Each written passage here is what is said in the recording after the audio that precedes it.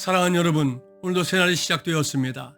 오늘도 우리가 살아가는 삶의 자리 곳곳마다 하나님의 영광이 드러나는 귀한 날이 되기를 주님의 이름으로 축복합니다.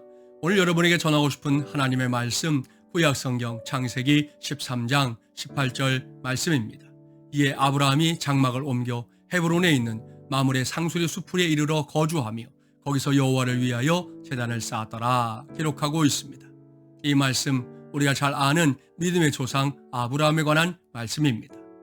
그가 그의 삶에서 드러냈던 가장 중요한 특징, 오늘 이 말씀 속에 기록되어 있는데요. 그것은 바로 아브라함이 자기가 거주하는 그곳에서 여호와를 위하여 제단을 쌓았더라 라는 기록입니다.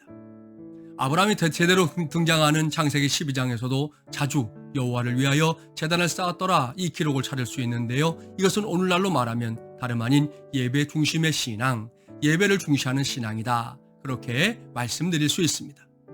당시에는 오늘날 우리가 교회를 섬기는 것처럼 예배할 수 없던 처소가 정해져 있던 곳이 아니었습니다.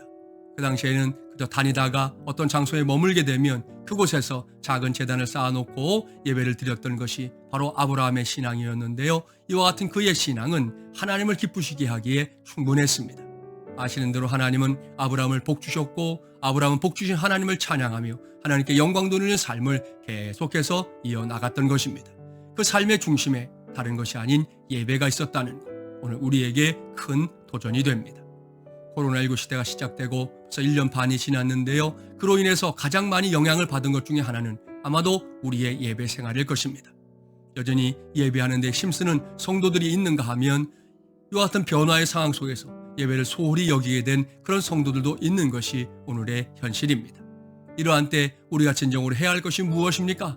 다시금 예배 회복을 위해 부르짖어 기도하는 것이요, 또한 예배 회복을 이루기 위해서 우리의 믿음의 열심에 더 불을 붙이는 것, 바로 그것인 줄 믿습니다. 그렇습니다. 지금도 하나님은 우리의 예배를 받기를 원하십니다. 교회 안에서이든 어디에서이든 우리는 하나님께 마땅히 예배해야 할 것이고요, 그 예배의 날을 사모하고 예배를 통해서 하나님께 영광 돌리는 일에 최선을 다해야 할 하나님의 사람들인 줄 믿습니다. 우리가 잘 아는 CCN 찬송 중에 주께와 엎드려라고 하는 찬양이 있지 않습니까? 주께와 엎드려 경배드립니다. 주 계신 곳엔 기쁨 가득,